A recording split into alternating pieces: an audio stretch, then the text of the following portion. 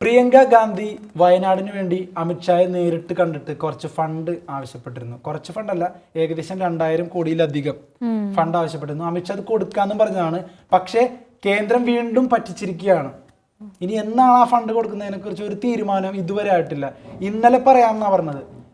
ഇന്നലെ കഴിഞ്ഞു, ഇന്നായി, ഇന്ന് കഴിഞ്ഞ് നാളെയാവും. അപ്പോഴും കേന്ദ്രത്തിന് മൗനം. അപ്പോൾ ഇവർ പറ്റിച്ചോണ്ടിരിക്കുക കേരളത്തിന്. അതിതീവ്ര വിഭാഗത്തിൽ ഇടാമെന്നടക്കം വാക്ക് കൊടുത്തിട്ടും ഇപ്പോഴും വയനാടിന് ഒരു നീതി കിട്ടിയിട്ടില്ല. വയനാടിന്റെ കാര്യം പറയുമ്പോൾ കൈമലർത്തുകയാണ് കേന്ദ്ര സർക്കാർ. അമിത്ഷാ നേരിൽ പോയാണ് MP-മാരെ കൂട്ടിയിട്ട് പ്രിയങ്ക ഗാന്ധി കണ്ടത്.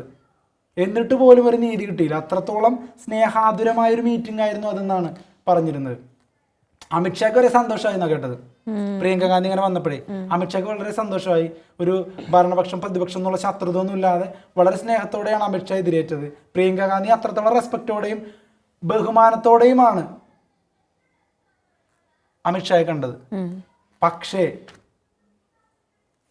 അതിനൊരു എന്താ പറയാ, അതിനൊരു നടപടി ഉണ്ടായില്ല, റിസൾട്ട് ഉണ്ടായില്ല. അമിത്ഷാ ശരിക്കും പറഞ്ഞു കഴിഞ്ഞാൽ പ്രിയങ്ക ഗാന്ധിയെ അവഗണിച്ചതിന് തുല്യമാണ് ഇപ്പോൾ നടക്കുന്നത്. സോ എന്തായാലും വയനാട് കാര്യത്തിൽ ഒരു പ്രതിവിധി വരട്ടെ എന്ന് തന്നെ നമുക്ക് വിചാരിക്കാം.